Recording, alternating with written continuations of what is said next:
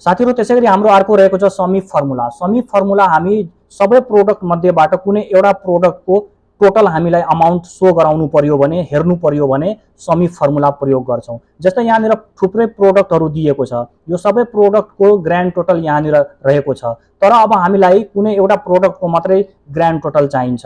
जस्तै यहाँ मध्येबाट टी-शर्टको मलाई टोटल अमाउन्ट हेर्नु छ, यहाँनिर 3 ठाउँमा टी-शर्ट दिएको छ, यो टोटल अमाउन्ट यहाँ सो गराउनु छ भने त्यो अवस्थामा हामी समी फर्मुलाको प्रयोग गर्छौं। यसको लागि तपाई इक्वल टु टाइप गर्नु होला र त्यसपछि SUMIF समिफ लेखेपछि अब किबोर्डमा ट्याब की प्रेस गर्नुस्, ओपन ब्र्याकेट आउनेछ।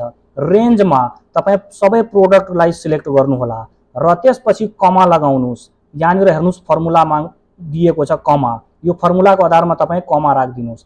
कमा राखिसकेपछि अब यहाँनिर क्राइटेरिया छ, क्राइटेरियामा हामीले दिनुपर्छ कुनै एउटा प्रोडक्टको नाम, जुन प्रोडक्टको टोटल अमाउन्ट हामीलाई यहाँ चाहिन्छ। जस्तै म टी-शर्टको नेम दिनेछु, जसको लागि म डबल इन्भर्टेड कमा लगाइहालेँ र त्यसपछि यहाँनिर म लेख्नेछु टी-शर्ट। टी-शर्ट लेखिसकेपछि डबल इन्भर्टेड कमालाई क्लोज गर्नुस् र त्यसपछि फेरि पुनः कमा राख्नुस्। कमा राखिसकेपछि अब सम रेन्ज माग्दैछ तपाईसँग।